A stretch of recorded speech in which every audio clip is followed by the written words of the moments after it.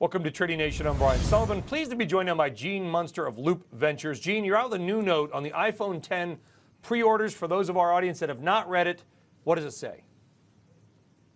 Well, you got to wait here 5 to 6 weeks to get that iPhone 10, and so they quickly got gobbled up early in the morning by pre-orders. I think the way this plays out, we're going to have long lead times for these iPhones probably for the next couple months.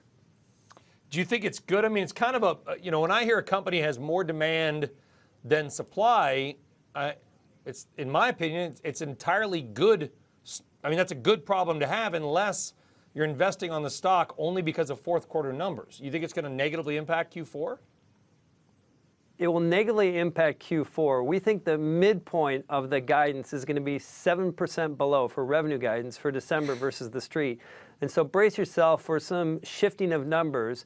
Some analysts have already moved their numbers down, but more need to still do that. But those numbers will be captured back in the March quarter. But ultimately, to your point, this is a good thing, these long lead times. Not only because it shows strong demand for a product, but this product is a lot more expensive than a typical iPhone.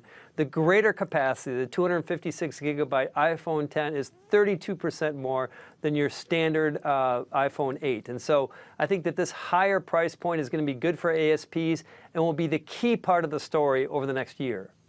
What's going to be the next part of the story then? The next leg up for the stock? We know the iPhone 10 is in demand, but is that going to drive the stock higher, or is it already priced in? I don't think it's priced in. Right now, the street's looking for a 10% increase in iPhone ASPs. This is the critical metric over the next year. We think that that can be a 15% increase.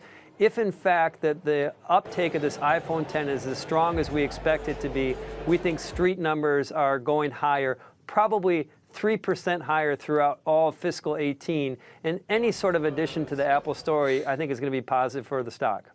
Looking at Apple, yeah, it certainly has been a solid day, and I think that too many orders, again, to quote the show, the TV show The Wire, is one of them good problems. Gene Munster of Loup Ventures. Gene, thank you very much. Appreciate your time and insight as always. Thank you. Thank you.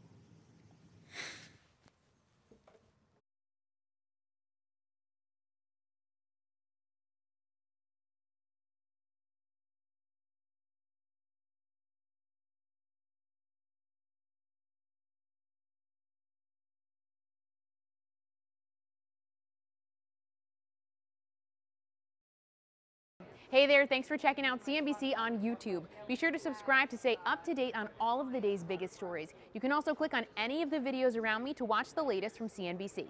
Thanks for watching.